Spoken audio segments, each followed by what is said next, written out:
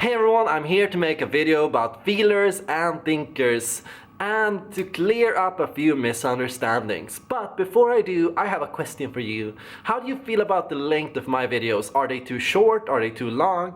Feel free to give a comment down below and let me know if there's anything I should do to improve my videos for you in the future. Thank you and welcome to this video. Hey everyone, my name's Erik, and I am of the idea that belief comes before knowledge. Yes, overall, a feeling type tends to be better at dealing with complex or foreign or uncertain ideas. When you need to make a decision but you lack all the facts, when you need to make a decision and you don't know what the right answer is, and when you can only guess, your gut, your moral judgment, your belief framework is your best bet to making a good, wise decision. True this, when it comes to, for example, politics and to a lot of different subjects in the world, belief is overall more important than knowledge, because often we don't know the right answer. We can only know later on. It takes a long time to figure out and get all the facts on the table. And until you do, you have to somehow be able to make a gut judgment. Now, this suggests something, and it suggests that feeling types tend to be the first to jump on a new or complex field.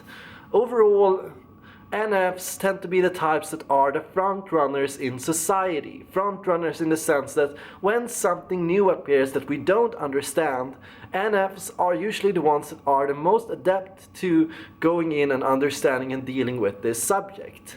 Sensing feeling types can also fill this role to some degree. Now, intuitive feeling types have the feeling function, and the feeling function is in many ways about forming stories, beliefs, and theories about something that you don't understand. You can use images, you can use music, you can use your gut, you can use some kind of values-based system, utilitarianism, moral philosophy, some kind of clause to make some early decision about something. And this decision can't be proven right or wrong, at least not in the beginning. So this suggests that in new movements politically and in society, NFs tend to be the predominant force. NTs do come in, but they come in later. NTs tend to come in when they've started to figure out that this is some kind of clear idea that has some kind of meaning. And the NT goes in to figure out this meaning. So the NT has a different role here. The NT has the role to figure out and fix and kind of back up and find whatever data can be used to understand this new issue. The feeling type is the one that goes in and starts speaking out for this issue and acting on this behalf of this issue before it becomes even empirically supported or empirically valid to do this. So here you have it. Belief is something that is quicker to form than knowledge. Knowledge takes time. Knowledge is a process. Overall, you are always in pursuit of learning. All types contribute to learning. All types are driving our increased knowledge. All types are contributing to forming and helping us know more about the world we live in. Feelers have the specific role of being the dreamers. And as the dreamers, an idea doesn't have to make sense. You only have to feel within you that it is right. Now, the feeling type is generally described as a more emotional driven type, and perhaps I contribute to this partly a misunderstanding, because I believe all types are to some degree driven by feelings. Feelings exist as a separate part of the brain outside of what the feeling type does. What the feeling type does is take these feelings and convert them into stories, music, art, lifestyle decisions, how you see yourself, who you are. Emotions become a crucial point of, become the kind of fuel to forming values, to forming stories, to forming beliefs for the feeling type.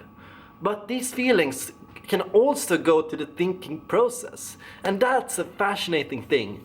I see a lot of people carried on by the name, of course, the name is misleading in itself, that thinking types don't have feelings.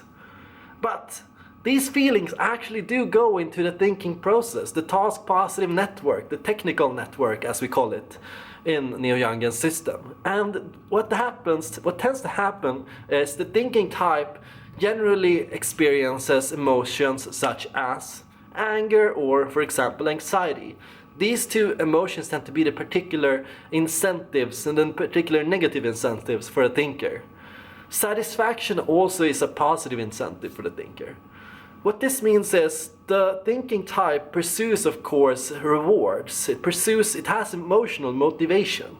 It has the desire to feed itself, clothe itself, succeed, improve, grow, challenge itself, learn. And all of this is driven by emotion. And the thinking type uses these emotions, uses the thinking approach to deal with these emotions. The thinking type uses logic, facts, empiricism, and objective means to kind of make their emotions seem more impersonal than they are. They form gameplay strategies, they form formulas for understanding and making solid decisions, they form and try to use reason to control the dynamics around them. But feelings are always driving this process. When the thinking type manages to win at the game, when the thinking type manages to set up a game plan, or when the thinking type is able to understand or learn something, they experience satisfaction. Because, yes, I did it. Thinkers have this, and I think the part of the confusion is people don't recognize the feeling of satisfaction as an emotion. People see shame as an emotion. People see pain and vulnerability as emotion. But they don't see anxiety or dissatisfaction as emotion. They don't see frustration as emotion. They see it as something else. But if we learn to notice that yes, this is in fact emotion, this is in fact driven by emotional incentives, we can perhaps learn a little more about the thinking type. And we can also start forming a more human idea of the thinker. They are not robots walking around responding to code. They are only using code and rules to try to deal with and to answer to these emotional incentives that come within them. So that's all for now. I hope you enjoyed this feelers versus thinkers video. If you did, leave a like in the comments down below. And thank you all for watching.